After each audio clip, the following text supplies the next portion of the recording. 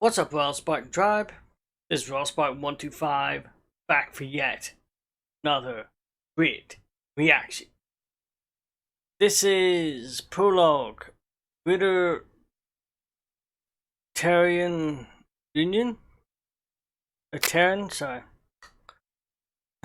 Greater Terran Union, Stellaris Invicta? Hard to see it because it's kind of. Hold on. Let me just. Yeah, Stellaris Invicta. Yeah. Kind of faded out there, but the video player. Okay. This is a requested video. And yeah, you requested a few of them. I'm going to get into them now, obviously. But this is spooky season, but I thought I would do at least one requested video, just to keep the request thing going, keep you guys happy, so to speak. And yeah, don't know what to expect here. I think it's just like a lore one, where someone explains the stuff to you, So let's jump in.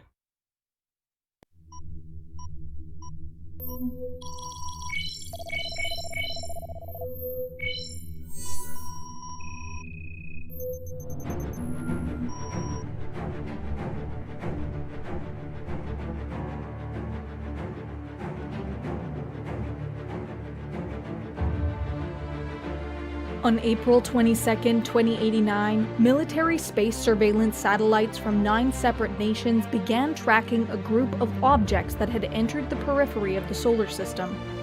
Within weeks, these objects had been picked up by civilian observatories, and when they became public knowledge, the members of the United Nations Security Council revealed that they were almost certainly artificial in nature, and on a direct course with Earth.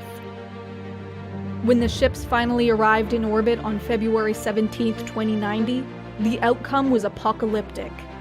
A hastily assembled orbital defense network was swept aside, and powerful alien weaponry annihilated dozens of cities in the opening few hours.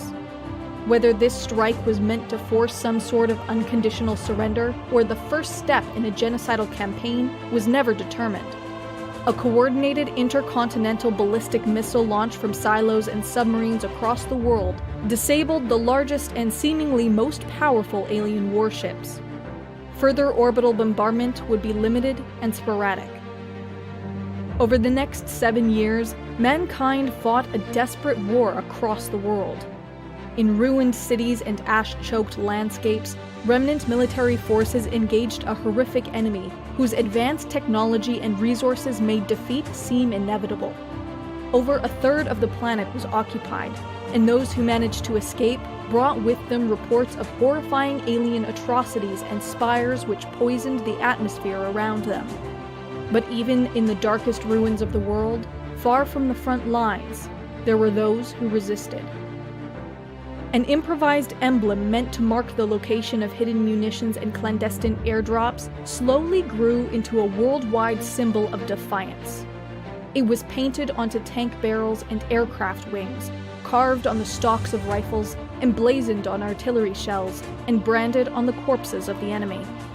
When humanity achieved the unthinkable and the last remnants of the alien armies retreated from the solar system, this symbol was placed on the flag of a new nation, one that united all of mankind.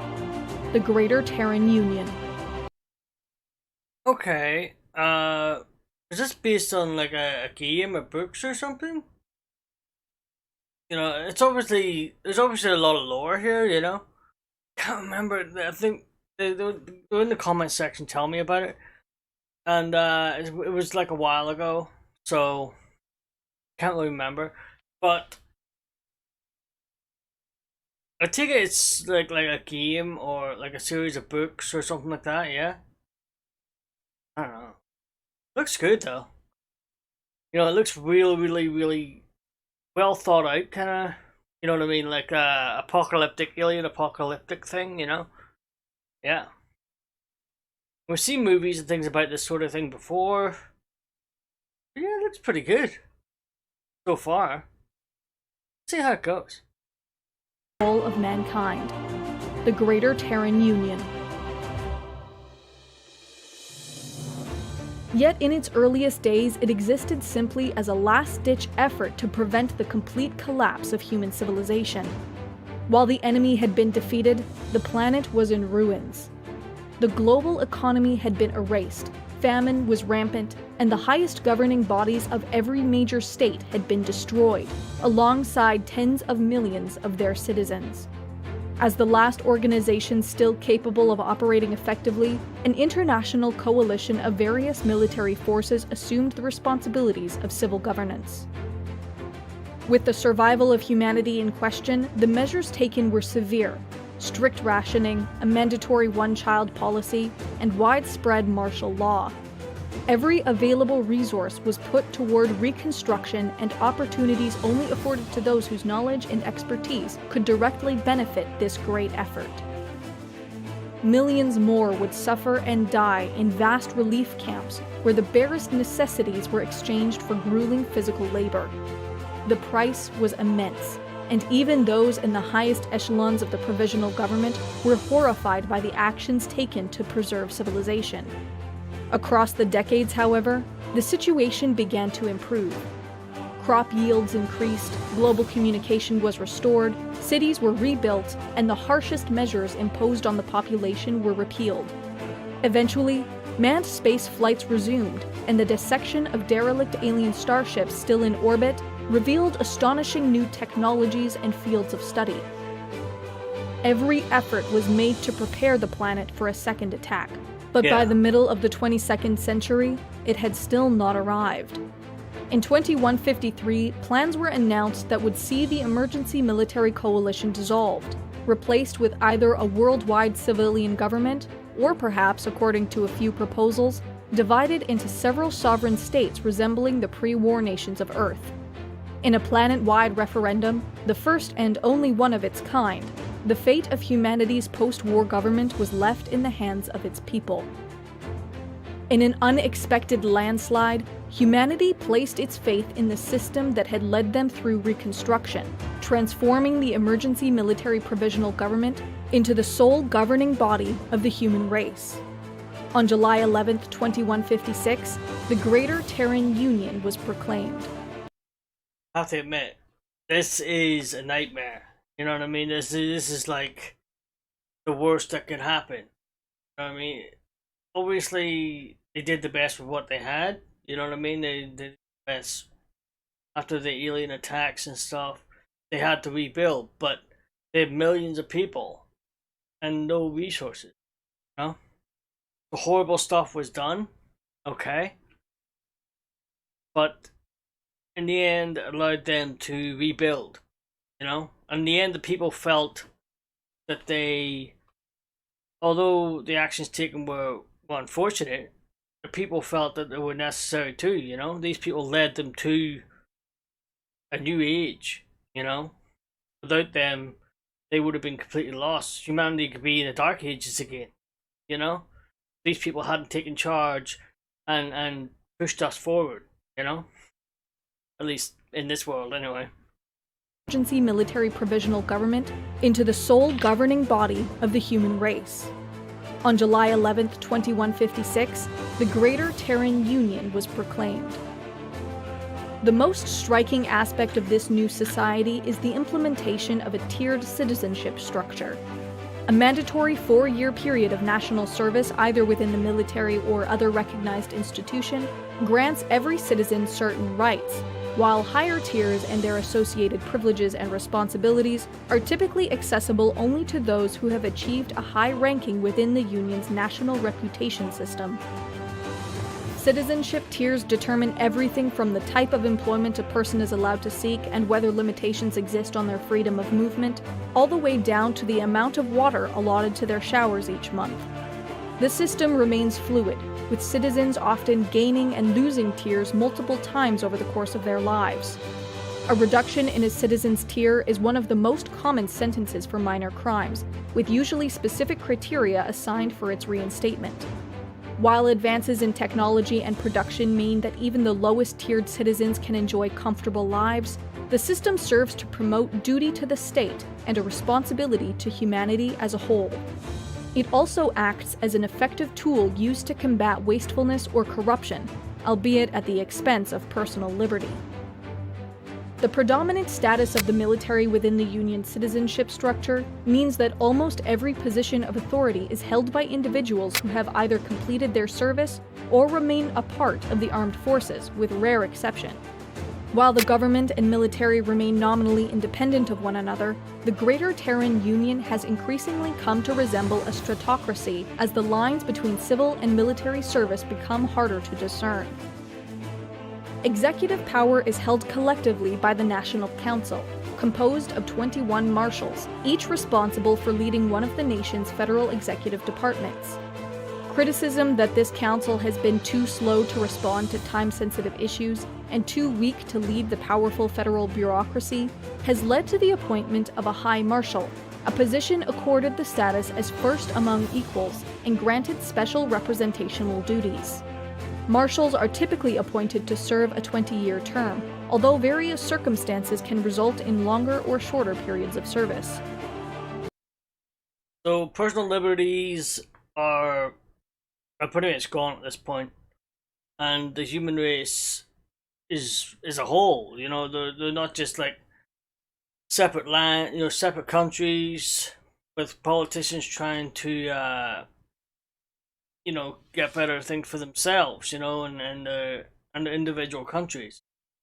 There is probably still corruption in the, you know, in the highest offices. That's what they were saying there, you know. There's no real difference between civil and military service anymore.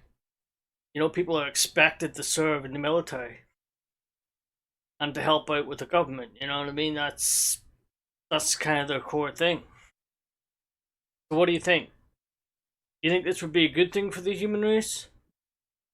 Or a bad thing? You know, because you take it. People put a lot of store on personal liberties, and you understand why. People want to have a certain amount of freedom, you know? But you imagine living in a world where the freedoms just don't exist anymore. Or very little freedom. I don't know. I think we just live, maybe me as well, we just live in privileged countries, you know? We have a lot of privilege. Compared to other, we live in first world countries, whereas other people maybe live in countries like this, you know, under this kind of rule already, you know? And maybe it's not as good as this. Makes you think, you know? Of a High Marshal, a position accorded the status as first among equals and granted special representational duties. Marshals are typically appointed to serve a 20-year term, although various circumstances can result in longer or shorter periods of service. Legislative powers are held by the National Assembly, a unicameral body that has grown to become almost ceremonial in nature, having rarely rejected a government proposal in its history. While a de facto single-party state, various opposition parties approved by the Greater Terran Union maintain nominal representation within the Assembly, although all must remain subordinate to the national interest. Both the National Council and Assembly are headquartered in London, owing to that city's status as one of the first major metropolitan areas restored in the post-war era. London also serves as the regional capital of the Albion Commissariat, one of 17 administrative divisions established across the world. These commissariats roughly correspond to the borders of pre-war nation-states, such as the United States of America or the European Federation, while others govern large sections of the world in such a way never before achieved. A principal goal of the commissariats is to foster and promote the cultural dimension of worldwide integration, in which pre-war nationalist, religious, sexist, and ethnic divisions are eliminated. While no single language has been granted official status, Arabic, Chinese, English, Hindi, Russian, and Spanish are predominantly used in internal affairs. Proposals for a single global language have occasionally been made, without success as of yet. The state's policies emphasize a diversity of identity, combined with a commonality of values with individual practices and beliefs tolerated, so long as they do not conflict with the core tenets of the nation. Well, that is kind of like now. There's no global language here either. So, I have to admit, English is probably the closest thing we have these days, I would say, to a global language. Because most of the countries you go to, there's going to be somebody that speaks English. You know what I mean? More than one person, obviously. There's going to be a lot of people that speak English, sorry. But there's going to be a lot of other people that maybe know a few words in English even, you know? I would say English is probably the closest thing we have to a global language. You know, I don't know why. Maybe because of movies, maybe mainstream movies like Hollywood movies and stuff, and TV shows and things like that there, you know? English-speaking countries. I could be wrong about this. I mean, if you know of a language that's maybe more used than English, I don't think there is. I think there's a lot of countries out there where a lot of people even just know some sentences in English. You know, that's the way it is.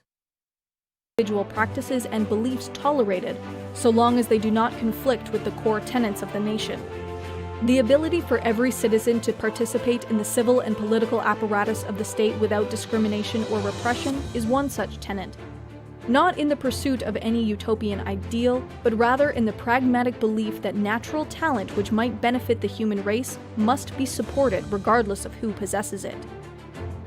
The most critical element of the Terran state is the armed forces, which retains the ability to assume direct control over the nation in the event its civil leadership were killed or incapacitated. Land Force Command remains the largest and primary branch, responsible for the operational readiness of the nation's conventional ground forces.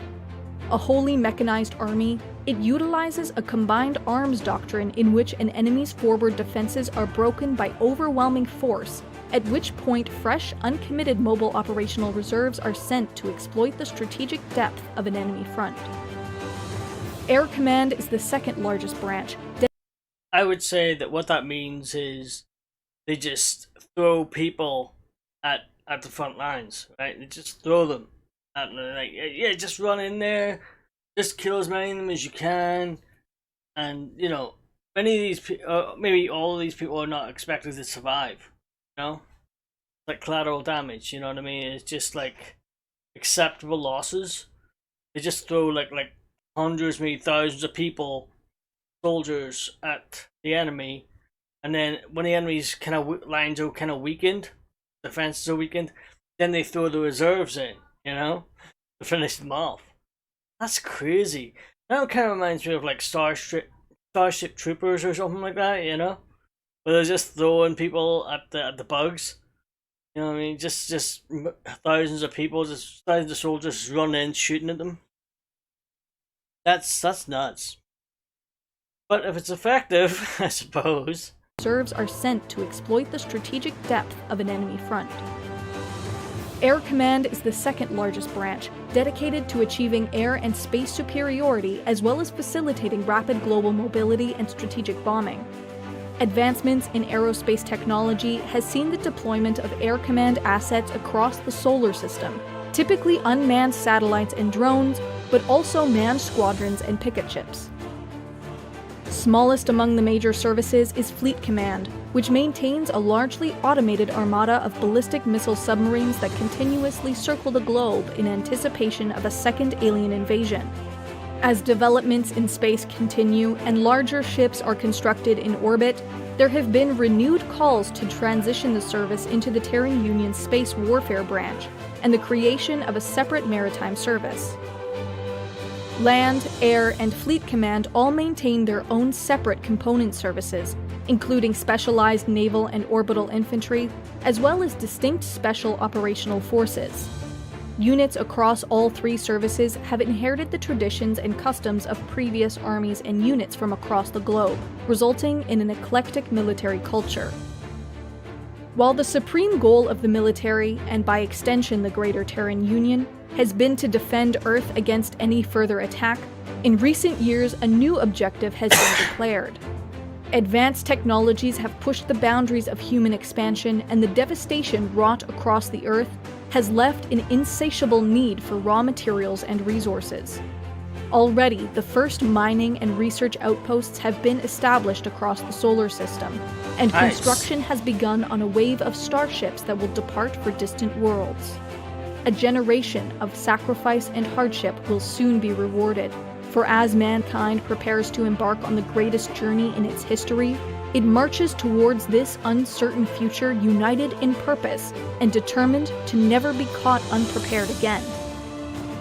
Every wonder encountered shall be utilized, every terror overcome. And when those responsible for the murder of millions are found, every injustice will be repaid 100 and then 1,000 times over.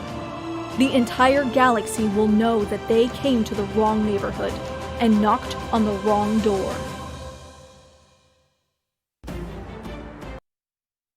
Okay, that is the end of the video. That was interesting. I'm not usually into the lower ones as much, you know, but that there really piqued my interest. I don't know why, I don't know how, but it did. Yeah. So, that was good. And I hope I got the right one. It said Prologue on it, so I assumed that was the first one. I don't know. There's two more. I will be doing them. I will. And until next time, I am out of here.